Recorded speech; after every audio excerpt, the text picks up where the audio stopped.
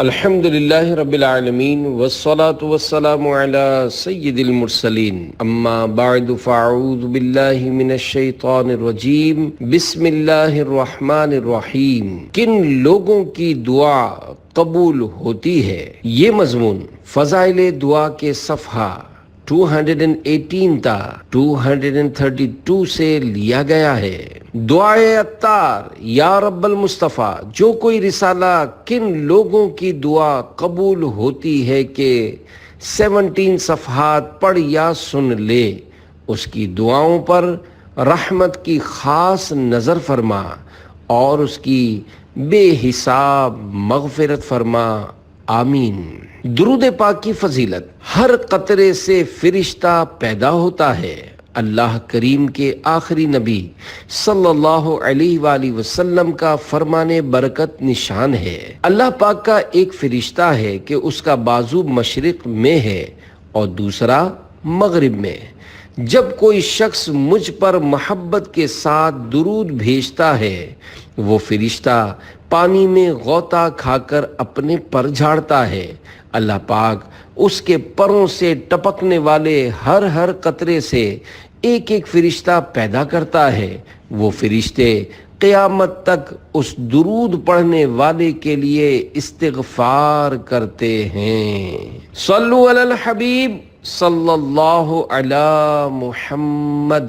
فصل ہشتم، ان لوگوں کے بیان میں جن کی دعا قبول ہوتی ہے۔ قال الرضا، وہ 19 ہیں۔ 8 حضرت مصنف قدس سرہ نے ذکر فرمائے اور 11 فقیر غفر اللہ تعالی لہ نے زائد کیے۔ اول، نمبر 1، مضطر یعنی بے چین و پریشان حال۔ قال الرضا، اس کی طرف تو خود قرآن عظیم میں اشارہ موجود۔ امن یجیب المضطر اذا دعاہ ویکشف السوء۔ ترجمہ کنز الایمان، یا وہ جو لاچار کی سنتا ہے جب اسے پکارے اور دور کر دیتا ہے برائی۔ دوم، نمبر 2، مظلوم اگرچہ فاجر ہو، اگرچہ کافر ہو۔ قال الرضا، حدیث میں ہے اللہ تعالیٰ اس سے فرماتا ہے، مجھے اپنی عزت کی قسم بے شک ضرور میں تیری مدد کروں گا اگرچہ کچھ دیر کے بعد۔ سوم، نمبر 3، بادشاہ عادل۔ چہارم، نمبر 4، مرد صالح۔ پنجم، نمبر 5، ماں باپ کا فرما بردار۔ ششم، نمبر 6، مسافر کی دعا کی قبولیت والی حدیث کو ابن ماجہ، عقیلی، بہقی اور بزار نے حضرت ابو ہریرہ رضی اللہ عنہ سے روایت کیا، جبکہ بزار نے حتی یرجع، یہاں تک کہ لوٹ آئے کے الفاظ کا اضافہ کیا، اور اسی حدیث کو ضیاء نے حضرت انس اور احمد و طبرانی نے حضرت عقبہ بن عامر رضی اللہ عنہم سے روایت کیا۔ متعدد احادیث میں ارشاد ہوا کہ اس کی یعنی مسافر کی دعا ضرور مستجاب ہے، جس میں کچھ شک نہیں۔ اس حدیث کو امام احمد نے مسند احمد میں اور بخاری نے الادب المفرد میں اور ابو داؤد و ترمذی نے حضرت ابو ہریرہ رضی اللہ عنہ سے روایت کیا، اور ان متعدد احادیث میں سے ابن ماجہ اور ضیاء کی روایت کردہ مذکورہ بالا حدیث مبارکہ بھی ہے۔ بزار کے یہاں حدیث ابو ہریرہ ان الفاظ میں ہے، 3 شخص ہیں کہ اللہ عز و جل پر حق ہے کہ ان کی کوئی دعا رد نہ کرے، روزہ دار تا افطار، اور مظلوم تا انتقام، اور مسافر تا رجوع۔ ہفتم، نمبر 7، روزہ دار۔ قال الرضا، خصوصاً وقت افطار۔ ہشتم، نمبر 8، مسلمان کے لیے اس کی غیبت یعنی غیر موجودگی میں دعا مانگے۔ قال الرضا، حدیث شریف میں ہے یہ دعا نہایت جلد قبول ہوتی ہے۔ فرشتے کہتے ہیں اس کے حق میں تیری دعا قبول اور تجھے بھی اسی طرح کی نعمت حصول۔ دوسری حدیث میں فرمایا یہ دعا حاجی و غازی و مریض و مظلوم کی دعاؤں سے بھی زیادہ جلد قبول ہوتی ہے۔ نمبر 1، بہقی شعب الایمان میں صالح سند کے ساتھ حضرت ابن عباس رضی اللہ عنہما سے روایت کرتے ہیں 5 دعائیں مقبول ہیں، پھر وہ ذکر کی، یعنی مظلوم، حاجی، مجاہد کہ جہاد کے لیے نکلے، مریض اور مسلمان کے لیے اس کی غیر موجودگی میں دعا کرنا۔ پھر آپ صلی اللہ علیہ وآلہ وسلم نے ارشاد فرمایا کہ ان میں نہایت جلد قبول ہونے والی دعا ایک مسلمان کی اپنے مسلمان بھائی کے لیے اس کی غیر موجودگی میں مانگی گئی دعا۔ بلکہ تیسری حدیث میں ارشاد ہوا کہ اس سے زیادہ جلد قبول ہونے والی کوئی دعا نہیں۔ نمبر 2، اس حدیث کو ترمذی اور اسی کی مثل طبرانی اور دیگر محدثین کرام نے عبداللہ بن عمر رضی اللہ عنہما سے روایت کیا۔ چوتھی حدیث شریف میں آیا یہ دعا رد نہیں ہوتی۔ اس حدیث کو بزار نے عمران بن حسین رضی اللہ عنہما سے روایت کیا۔ نمبر 9، قول الرضا، والدین کی دعا اپنی اولاد کے حق میں۔ ایک حدیث شریف ذکر کی جاتی ہے کہ یہ دعا امت کے لیے دعائے نبی کے مثل ہوتی ہے۔ اس حدیث کو دیلمی نے حضرت انس رضی اللہ عنہ سے روایت کیا۔ نمبر 10، قول الرضا، اولاد کی دعا والدین کے حق میں۔ ابو نعیم واصلہ بن اسقر رضی اللہ عنہ سے اور وہ مصطفیٰ کریم صلی اللہ علیہ وآلہ وسلم سے راوی 4 آدمیوں کی دعائیں قبول ہیں۔ نمبر 1، عادل بادشاہ۔ نمبر 2، وہ شخص کے اپنے مسلمان بھائی کی غیر موجودگی میں اس کے لیے دعا کرے، اور نمبر 3، مظلوم کی دعا، اور نمبر 4، وہ شخص جو اپنے والدین کے لیے دعا کرے۔ 11، نمبر 11، قول الرضا، حاجی کی دعا جب تک اپنے گھر پہنچے۔ حدیث شریف میں ہے جب تو حاجی سے ملے اسے سلام کر اور مصافحہ کر اور درخواست کر کہ وہ تیرے لیے استغفار کرے قبل اس کے کہ وہ اپنے گھر میں داخل ہو کہ وہ مغفور ہے۔ اس حدیث کی تخریج امام احمد نے حضرت ابن عمر رضی اللہ عنہما سے کی۔ دوسری حدیث شریف میں ہے حاجی کی دعا رد نہیں ہوتی جب تک پلٹے۔ اس حدیث مبارکہ کو بہقی اور دیلمی نے روایت کیا اور یہ حدیث مبارکہ آگے 17 میں آئے گی۔ 12، نمبر 12، قول الرضا، عمرہ کرنے والا۔ حدیث شریف میں ہے حج و عمرہ والے خدا کے مہمان ہیں، دیتا ہے انہیں جو مانگے اور قبول فرماتا ہے جو دعا کریں۔ اس حدیث کو بہقی نے روایت کیا۔ 13، نمبر 13، قول الرضا، مریض کہ نبی صلی اللہ علیہ وآلہ وسلم فرماتے ہیں جب بیمار کے پاس جاؤ اس سے اپنے لیے دعا چاہو کہ اس کی دعا مثل دعائے ملائکہ ہے۔ اس حدیث کو ابن ماجہ نے امیر المومنین حضرت عمر رضی اللہ عنہ سے روایت کیا۔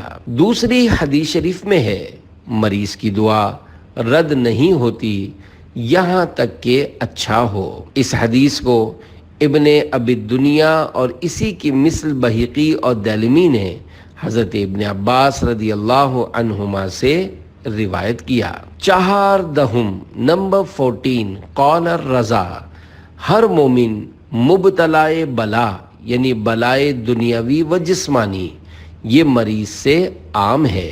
حدیث شریف میں ہے سلمان رضی اللہ عنہ سے ارشاد ہوا اے سلمان بے شک مبتلا کی دعا مستجاب ہے۔ اس حدیث کو دیلمی نے حضرت ابن عباس رضی اللہ عنہ سے روایت کیا۔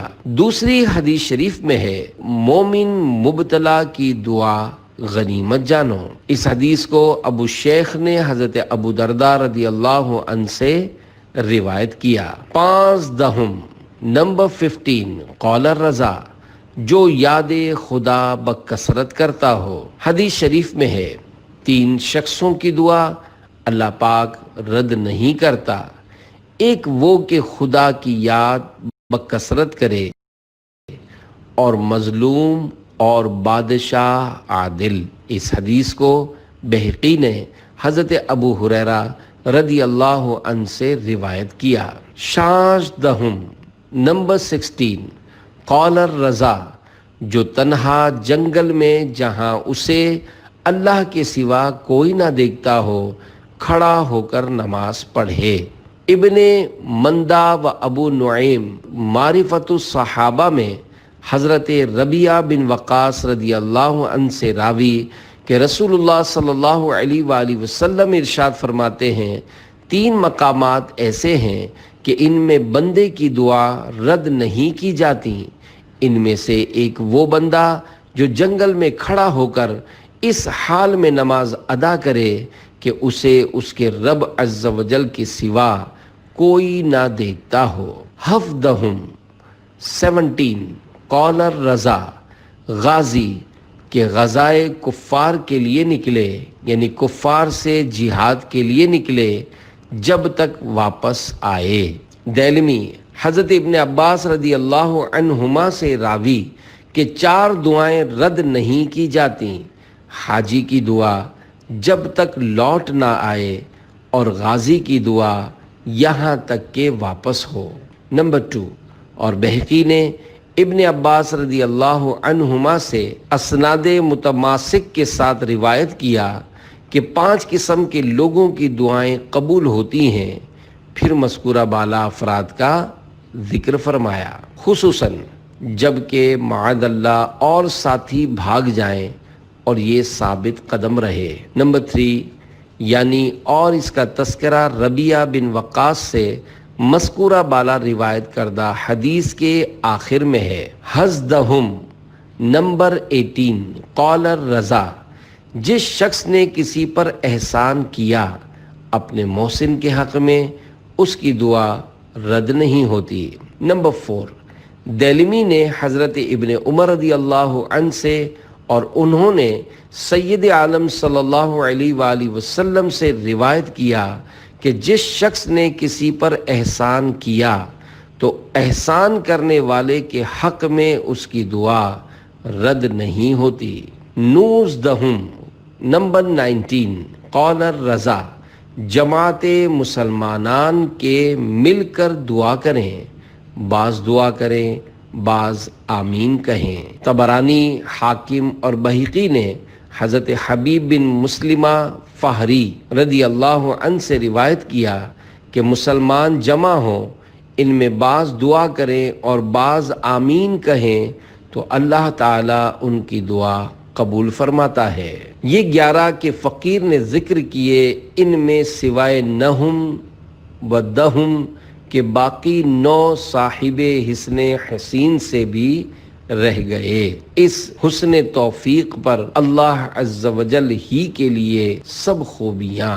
اللہ پاک جائز مرادوں پر رحمت کی نظر فرمائے۔ فصل نہم، ان اعمال صالحہ میں جن کے کرنے والے کو کسی دعا کی حاجت نہیں۔ قول الرضا، یہ فصل اگرچہ اس رسالے میں نہیں مگر اس مضمون کو حضرت مصنف علام قدسہ سرہ نے کتاب الجواہر میں افادہ فرمایا۔ فقیر غفر اللہ تعالی لہ بوجہ جلالت فائدہ و عظمت عائدہ، یعنی عظیم فائدہ اور منفعت کے پیش نظر اسے یہاں ذکر کرتا ہے۔ وہ 3 چیزیں ہیں۔ اول، نمبر 1 درود شریف۔ امام احمد و ترمذی و حاکم باسانید صحیحہ جیدہ حضرت ابی بن کعب رضی اللہ عنہ سے روایت کرتے ہیں، جب 4 شب گزرتی تھی رسول اللہ صلی اللہ علیہ وآلہ وسلم کھڑے ہو کر فرماتے، اے لوگو خدا کی یاد کرو، خدا کی یاد کرو، آئی راجفہ۔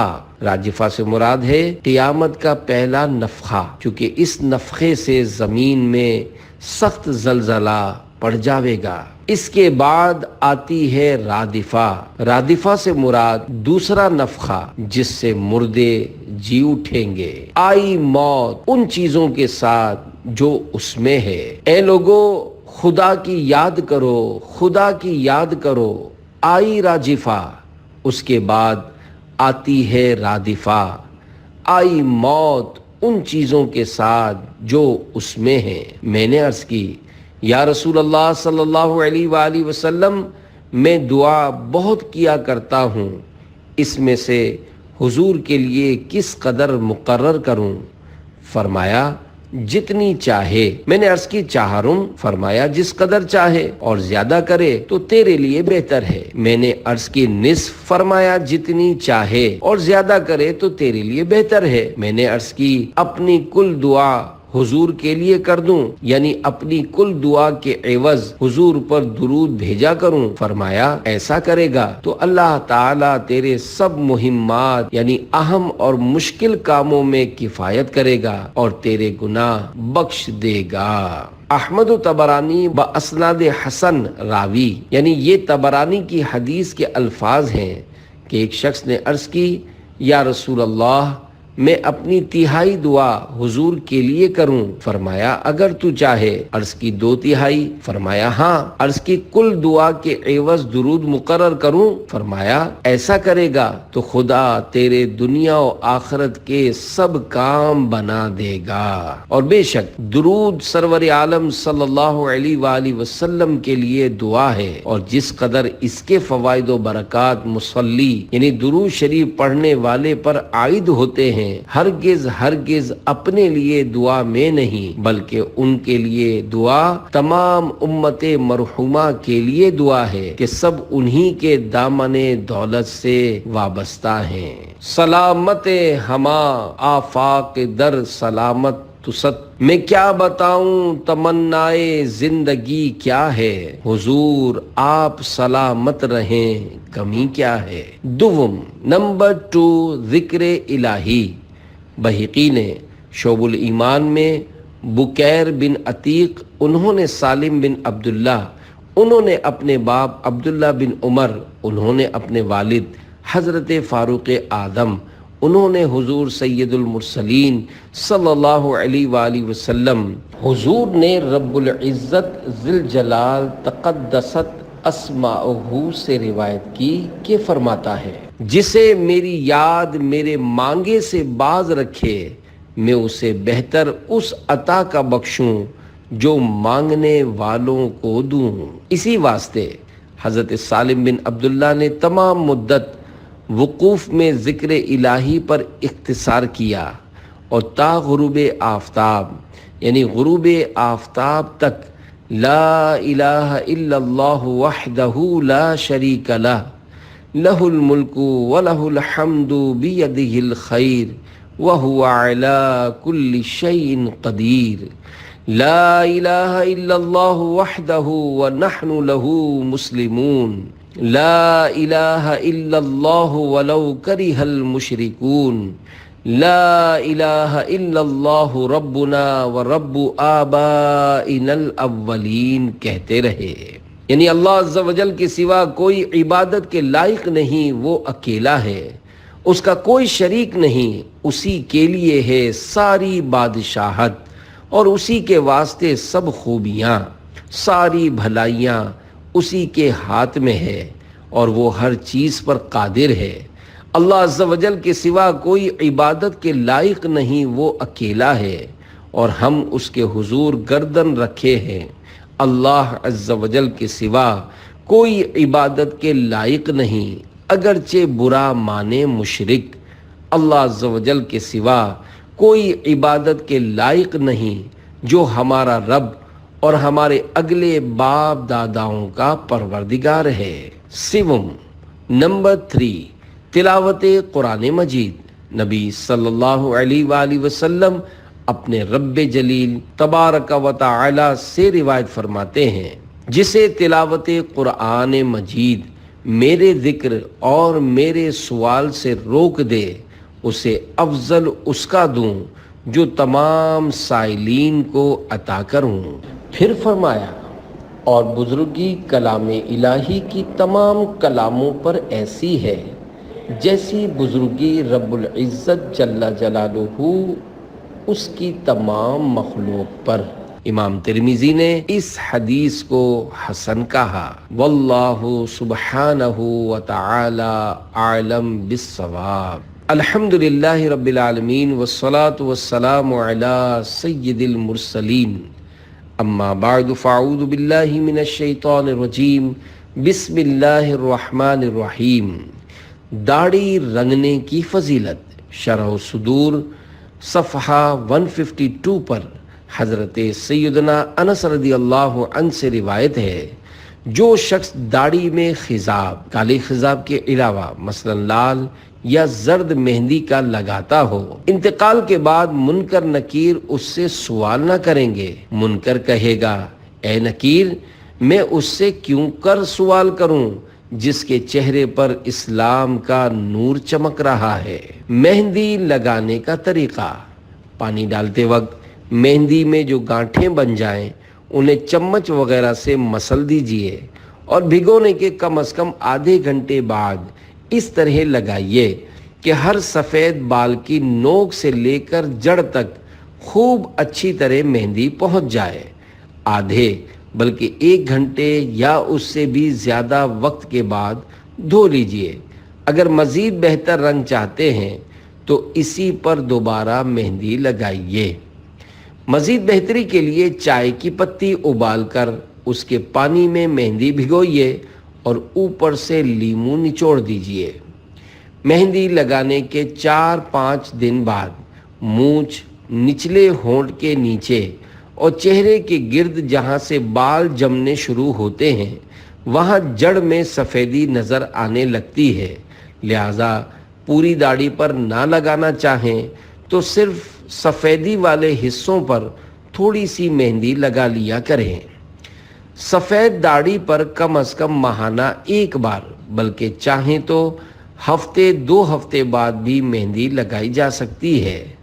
سر یا داڑھی میں مہندی لگا کر سو جانا آنکھوں کے لیے مضر یعنی نقصان دہ ہے۔ ایک نابینا نے سگے مدینہ عفیہ عنہ کو بتایا کہ 10 سال قبل کالی مہندی لگا کر میں سو گیا تھا، اٹھا تو نظر جا چکی تھی۔ عید ہو یا شادی، مرد کو مہندی سے ہاتھ پاؤں رنگنا گناہ ہے۔ چھوٹے منع کے ہاتھ پاؤں بھی مہندی سے نہ رنگے، بچے کو گناہ نہیں ہوگا، رنگنے والا گناہگار ہوگا۔ مہندی خریدنے کے بعد 1 ماہ کے اندر استعمال کر لیجئے، کیونکہ ہو سکتا ہے مدت پوری ہونے والی ہو۔ جب مہندی کالی پڑ جائے، سخت گانٹھیں بن جائیں اور بھگونے کی صورت میں چکناہٹ نہ ہو تو یہ اس بات کی علامت ہے کہ اس کی مدت ختم ہوئی۔ صلو علی الحبیب صلی اللہ علی محمد۔